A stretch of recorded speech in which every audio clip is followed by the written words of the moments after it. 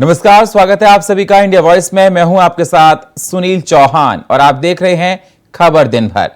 G20 के लिए राजधानी दिल्ली पूरी तरह से तैयारी कर चुकी है। जगह जगह लाइटिंग के साथ साथ अलग अलग तरह से उन्हें सजाया गया है। चलिए आपको 5 तस्वीरें दिखाते हैं। पहली तस्वीर दिल्ली गेट के पास कोणार्क सूर्य मंदिर की है। महात्मा गांधी और चरखा के कटआउट लगाए गए हैं और उसकी है।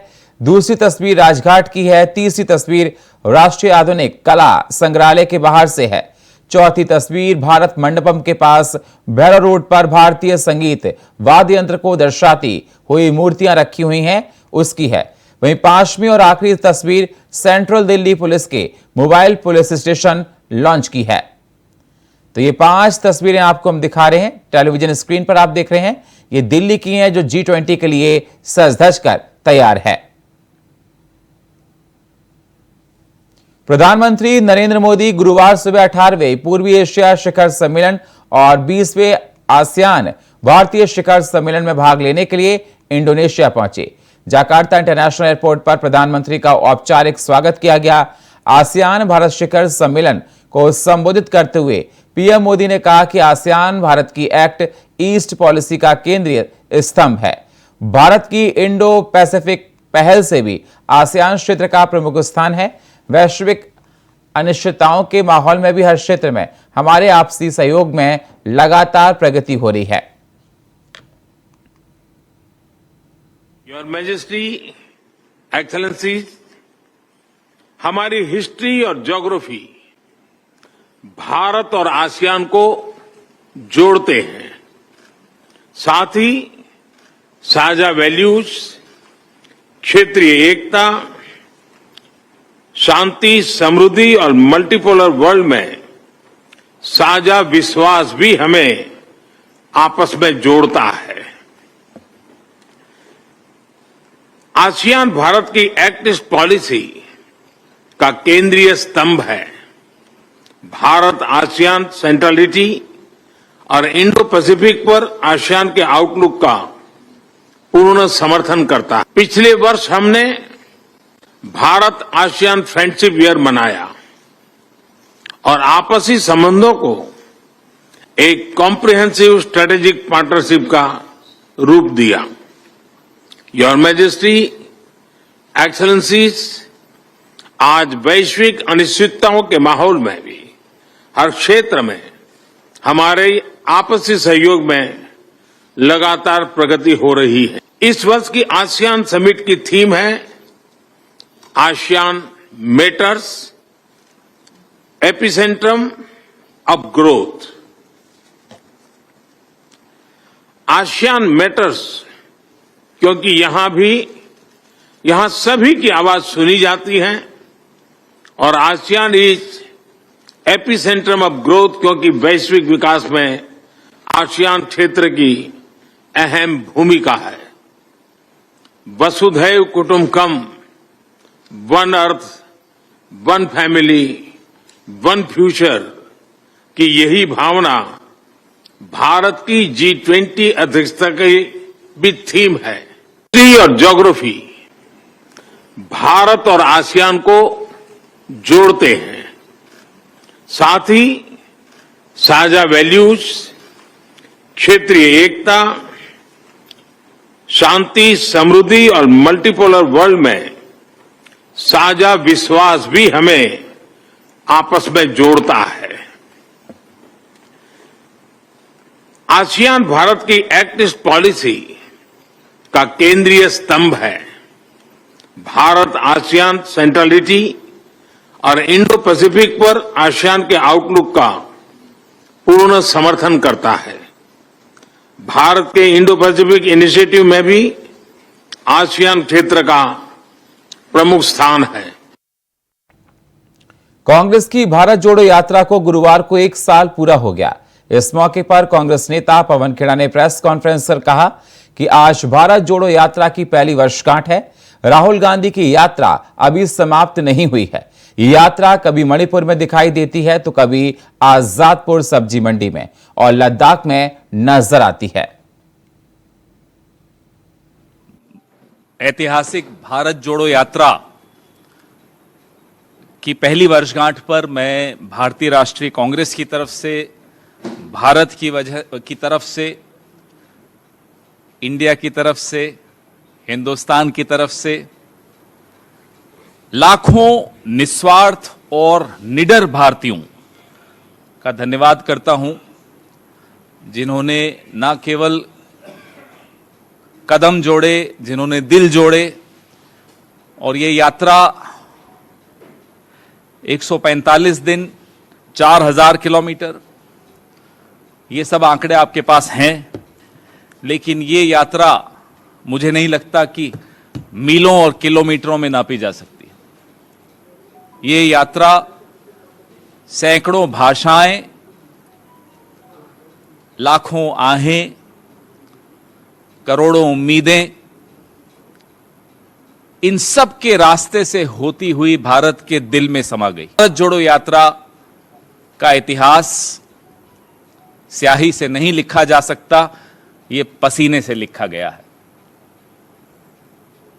आज जब हम 1 साल पूरा हुआ है भारत जोड़ो यात्रा का, हमें वो सारे नज़ारे, वो दृश्य, वो मंजर याद आते हैं जब बरसात, बर्फ, सर्दी, गर्मी, आंधी, तूफान सब कुछ झेलते हुए इस देश को अलग अलग रंगों में हम सब ने देखा, आप सब ने भी देखा। आप में से कुछ लोग, कुछ चेहरे मैं देख रहा हूं जो लगातार चले भारत जोड़ो यात्रा में, आप सबको भी बधाई। और आप अपनी आने वाली पीढ़ियों को बता पाएंगे कि आप इस ऐतिहासिक पल का हिस्सा थे। ये बहुत गर्व की बात है हम सबके लिए। षड्यंत्र बहुत हो रहे हैं, उस वक्त भी हुए थे जब भारत जोड़ो यात्रा चल रही थी। इसको विफल करने के प्रयास, मीडिया इसको न दिखा सके, वो सारे षड्यंत्र, लेकिन मीडिया ने भी दिखाया, आप लोगों ने भी दिखाया। विफल तो खैर नहीं कर पाए ये लोग, ना कर पाएंगे। तकलीफ किसको थी? एक जुड़ा हुआ भारत किसको परेशान कर सकता है? आज जब 1 साल पूरा हो गया भारत जोड़ो यात्रा को, तो यह सवाल बहुत ज्यादा महत्वपूर्ण होता है, क्योंकि यह सवाल देश के भविष्य के साथ जुड़ा हुआ है, देश के वर्तमान के साथ जुड़ा हुआ है। कौन है वो ताकतें जिनको एक जुड़ा हुआ भारत पसंद नहीं है, जो अब भारत को इंडिया से भिड़वा रहे हैं? कौन है वो ताकतें? सोना हो या गोल्ड हो, हिंदी में बोलो या अंग्रेजी में, कीमत थोड़े बदल जाएगी।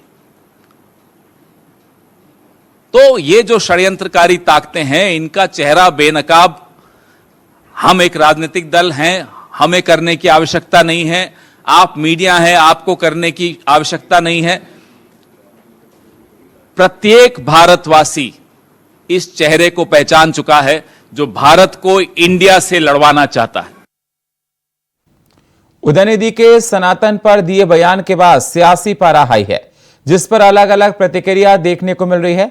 इस बीच केंद्रीय मंत्री ज्योतिरादित्य सिंधिया ने कहा, इंडिया गठबंधन जिस तरीके से सनातन धर्म पर टीका टिप्पणी कर रहा है वो अनुचित है। की तैयारियां केवल 8, 9 और 10 तारीख तक सीमित नहीं रही है। यह पूरा वर्ष भारत की अध्यक्षता, G20 की अध्यक्षता का वर्ष रहा है और प्रधानमंत्री जी ने स्वयं एक एक कार्यक्रम में रुचि लेकर, जो पूर्व में अंतर्राष्ट्रीय कार्यक्रम भारत में केवल राजधानी मुंबई और 2-3 और शहरों तक सीमित होती थी, 52 शहरों में इस बार कार्यक्रम हुए, जिस पर हमें बहुत गर्व है। उन 52 शहरों में ग्वालियर भी शामिल है। B20 का कार्यक्रम पिछले हफ्ते हमने ग्वालियर में ही आयोजित किया था और अब इसकी अंतिम श्रेणी तक हम लोग पहुंच चुके हैं, जहां विश्व के राष्ट्रपति एवं प्रधानमंत्री आखिरी 3 दिवसीय बैठकों के लिए भारत में उपस्थित होंगे। यह गठबंधन जिस तरीके से सनातन धर्म पर टीका टिप्पणी कर रही है, जिस तरीके से अनुचित और जितनी भी हम निंदा करें वो कम होगा।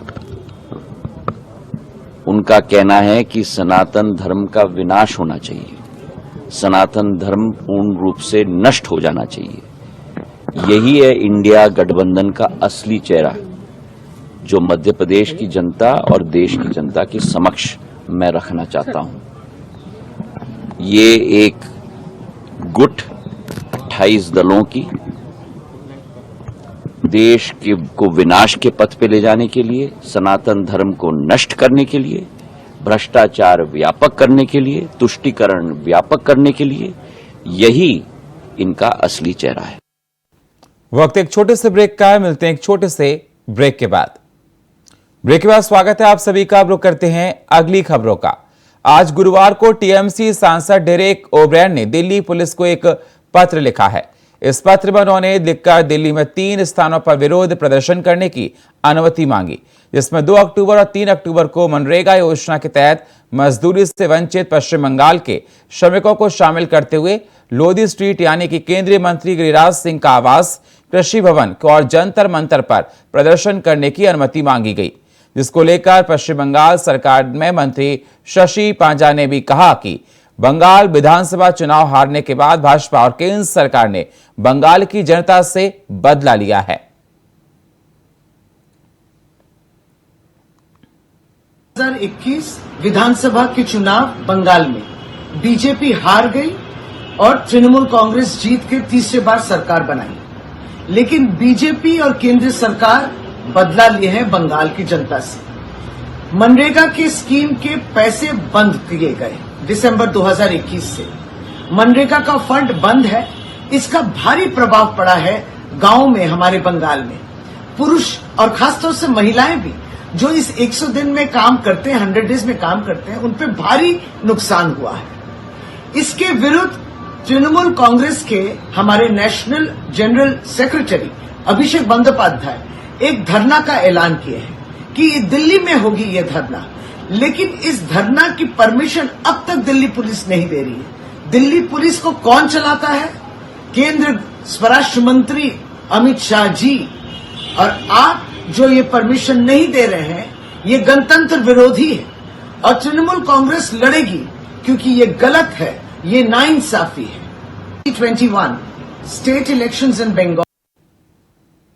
टीका लगाकर घूमने वालों ने भारत को गुलाम बनाया। हिंदू मुसलमान में भारत को बांटने से काम नहीं चलेगा।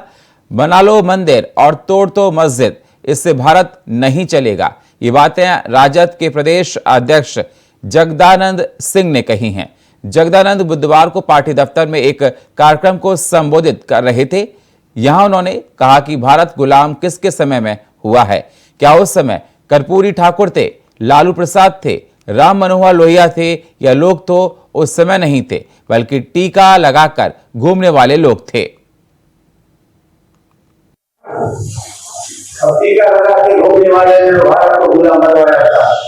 अब फिर कैसे भारत गुलाम हो जाता का प्रयास कर रहा है के संघर्ष भारत का लड़की होने वाली महिलाओं हम सवाल की प्रतिष्ठा क्यों कर रहे हैं? ये भारत है और जो ही किसी देवता का नाम आता है तो पहले महिला का नाम आता है। सनातन की ज्वाला और चमकती रही। ये लोग किस खेत की मूली है? और तो और आज हमारे बिहार आरजेडी के स्वनाम धन्य अध्यक्ष जगता बाबू बोल पड़े हैं कि टीका लगाने वालों ने देश को आजाद नहीं होने दिया। जगता बाबू, आप तो बड़ा दावा करते हैं कि बड़े समाजवादी चिंतक हैं। अभी पिछले हफ्ते मुंबई में सिद्धि विनायक मंदिर में आपके नेता लालू जी गए थे ना, अपने पुत्र उप मुख्यमंत्री के साथ झुककर प्रणाम कर रहे थे, टीका लगवा रहे थे ना। तो ये क्या कर रहे थे वो? जगता वो कुछ हिंदुस्तान का इतिहास आप जानते हैं क्या? मदन मोहन मालवीय कितने बड़े देशभक्त थे और आजादी के आंदोलन के नेता थे। उन्होंने बनारस हिंदू यूनिवर्सिटी बनाया। जो कांग्रेस पार्टी के अध्यक्ष थे, हमेशा उनके महान मस्तक पर टीका चमकता था कि नहीं? बीजेपी की परिवर्तन संकल्प यात्रा 2 दिनों से बाड़मेर जिले में है। बुधवार को केंद्रीय जल शक्ति मंत्री गजेंद्र सिंह शेखावत ने कांग्रेस के राष्ट्रीय अध्यक्ष मल्लिकार्जुन खड़गे को लेकर विवादित बयान दे दिया। उन्होंने कहा कि खड़गे कहते हैं कि मोदी जी जीत गए तो सनातन मजबूत हो जाएगा, इसलिए सनातन को हराना है।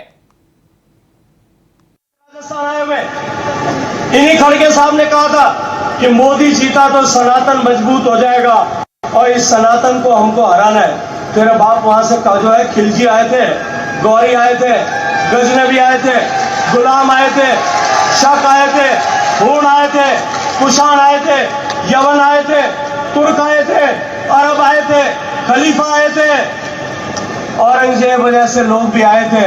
उसके बाद में डच आए थे, फ्रांसीसी आए थे, पुर्तगाली आए थे, अंग्रेज आए थे। ये भगवाधारी लोग यहाँ बैठे हैं, इनके आशीर्वाद से ये सनातन मिटा नहीं, ये सनातन मिटा देंगे। ये सनातन को मिटाने के लिए आज देश भर में धूमधाम से जन्माष्टमी का त्योहार मनाया जा रहा है। मथुरा, वृंदावन से लेकर देश के तमाम राज्यों में सुबह से मंदिरों में हरे रामा हरे कृष्णा के जयकारे गूंज रहे हैं। श्री कृष्ण को भगवान विष्णु का अवतार माना जाता है। चलिए आपको 5 तस्वीरें दिखाते हैं। पहली तस्वीर मथुरा में कृष्ण जन्मभूमि मंदिर में मंगला आरती की है। दूसरी तस्वीर दिल्ली में जन्माष्टमी के अवसर पर इस्कॉन टेम्पल में तुलसी आरती की है। वहीं तीसरी तस्वीर नोएडा के इस्कॉन मंदिर में मंगला आरती की है। चौथी तस्वीर ओडिशा के भुवनेश्वर में जगन्नाथ संस्कृति के अनुसार जन्माष्टमी मनाई गई। वहीं 5वीं तस्वीर पश्चिम बंगाल के कोलकाता के इस्कॉन मंदिर में भक्तों ने जश्न मनाया और प्रार्थना की गई। ये 5 तस्वीरें आपको दिखा रहे हैं टेलीविजन स्क्रीन पर। जन्माष्टमी का त्योहार बड़े हर्षोल्लास के साथ पूरे देश में मनाया जा रहा है। हर जगह हरे राम हरे कृष्ण की धूम सुनाई दे रही है। आए दिन सनातन धर्म पर उठ रहे विवादित बयानों पर केंद्रीय मंत्री अनुराग ठाकुर ने क्या कुछ कहा, आइए आपको दिखाते हैं। दुनिया कृष्ण जन्माष्टमी बड़ी धूमधाम से मना रही। मैं सभी देशवासियों को और कृष्ण भक्तों को जन्माष्टमी की बहुत बहुत बधाई और शुभकामनाएं देता और ईश्वर से यह भी कामना करता हूं कि इन घमंडिया गठबंधन के नेताओं का अहंकार और घमंड थोड़ा कम कर दे, इनकी सोच में थोड़ा सुधार कर दे, थोड़ी सद्बुद्धि दे दें, क्योंकि इनका अहंकार और घमंड इनको इतने निचले स्तर के बयान देने पर मजबूर करता है कि वो सनातन धर्म को मिटाने की बात करते हैं, हिंदुओं को अपमानित करते हैं। लेकिन मैं याद करवाना चाहता हूं इन सभी घमंडिया गठबंधन के नेताओं को कि सोच को रखे मुगल आकर चले गए, अंग्रेज आकर चले गए, सनातन था, सनातन है, सनातन रहेगा। और श्रीमान राहुल गांधी जी की नफरत की दुकान में जो नफरती सामान है वे घमंडिया गठबंधन के नेता बेच रहे हैं।